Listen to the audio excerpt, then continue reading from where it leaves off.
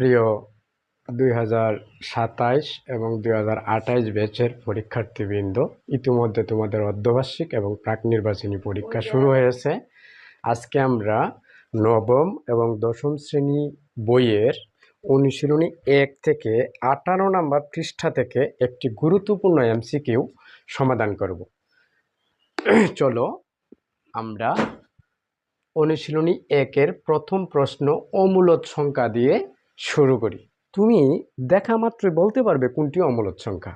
আমি তোমাদেরকে বলবো অমূলদ সংখ্যা চেনার জন্য একটা ট্রিক তুমি মনে রাখবা। সেই ট্রিকটা হলো, তোমার হিসাব নিকাশ করার পরে সর্বশেষ যদি রুট ওভার থাকে তাহলে এটি অমূলদ সংখ্যা। দেখো আমি সমাধান করে দিচ্ছি। অমূলদ সংখ্যা কিভাবে চিনব? প্রথমে লিখে নিলাম অমূলদ সংখ্যায় কি থাকবে? অমূলদ সংখ্যা একটা রুট ওভার থাকবে। কিভাবে থাকবে? হিসাব নিকাশ করার পর। দেখো প্রথমে দেখো ক নাম্বারে এখানে অপশনে আছে 0.3 পৌনপুণিক। এখানে আমরা এই পৌনপুণিক মানে সবাই জানি 9 বোঝায়, আর 3 জন্য 3, আর সাথে যে সংখ্যাটা থাকে এটা মাইনাস করতে হয়, তার মানে -0। 3 থেকে 0 আমরা মাইনাস করলে 3 থাকবে, সাথে থাকবে কত? 9। এখানে কাটাকাটি করো, 3 একে 3, 3 3 9, তার মানে 1/3। এখানে কি কোনো রুট ওভার আছে? এখানে কোনো রুট ওভার নাই, অতএব এটা কি নয়? এটা অমূলদ সংখ্যা নয়। এরপরে দেখো খ নাম্বার একটা অপশনে আছে যে √16/9। এখানে রুট ওভারটা কিন্তু দুইটার উপরে আছে। সবাই জানো যে √16 মানে হচ্ছে 4, আবার √9 মানে হচ্ছে কত? 3। তাহলে 4/3, এখানেও কি নাই? কোনো রুট ওভার নাই, তার মানে এই সংখ্যাটাও কি নয়? অমূলদ সংখ্যা নয়।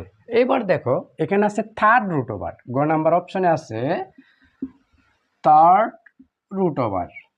Third root over 8/27। তোমরা সবাই জানো থার্ড রুট ওভার মানে হচ্ছে 1/3।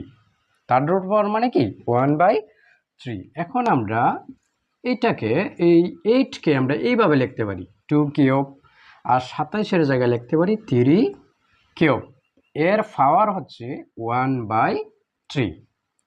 এখন আমরা এটাকে এই ভাগ করে দিয়ে দিই। কিভাবে দিব? দেখো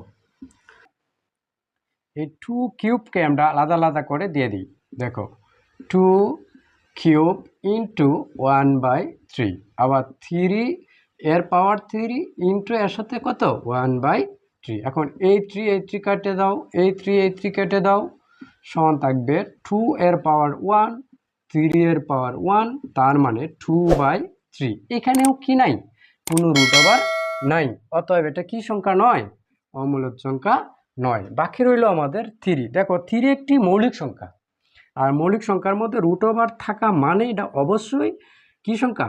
অমূলদ সংখ্যা। এই ধরনের ক্লাস পেতে আমাদের সাথেই থাকুন। ধন্যবাদ সবাইকে।